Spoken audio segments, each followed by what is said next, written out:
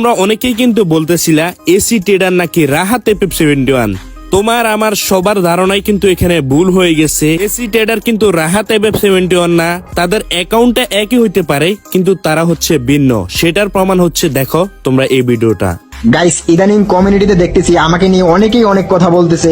আবার এখন দেখতেছি যে অনেকেই বলতেছে যে এই যে আমার যে আইডিটা, এই আইডিটা নাকি রাহাত FF এর আইডি, আমি নাকি রাহাত FF, মানে রাহাত FF আর এসি ট্রেডার দুইজনে নাকি একই পারসন।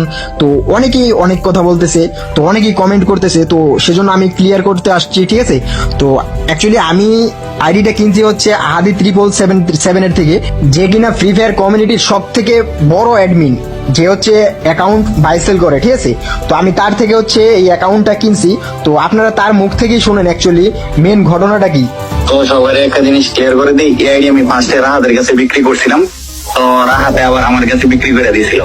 এই আইডি পোস্ট করার পরে এসি আইডিটা চয়েস করছে আর ওই আমার কাছ থেকে কিনা নেই। আর রাহাত আর এসি দুইজনে আলাদা পারসন, কারোর সাথে কারো 1% মিল নাই। তো গাইস, আহাদি 777 এর মুখ থেকে তো আপনারা শুনতেই পাইলেন যে অ্যাকচুয়ালি রাহাত FF বলেন আর এসি ট্রেডার বলেন দুইজন সম্পূর্ণ আলাদা পারসন, ঠিক আছে? তো আশা করি এখানে বিষয়টা ক্লিয়ার হয়ে গেছে। রাহাত FF71 কি এসি ট্রেডার দুজনই কিন্তু আলাদা ব্যক্তি।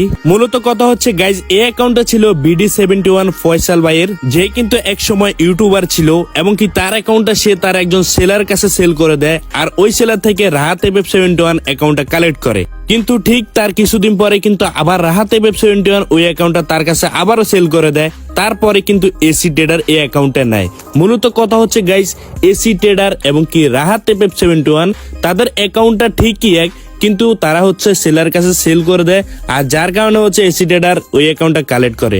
মূলত বর্তমানে এসি ট্রেডারই হচ্ছে ওই অ্যাকাউন্টের ওনার। তো আশা করি বিষয়টা তোমাদের কাছে ক্লিয়ার করতে পারছি।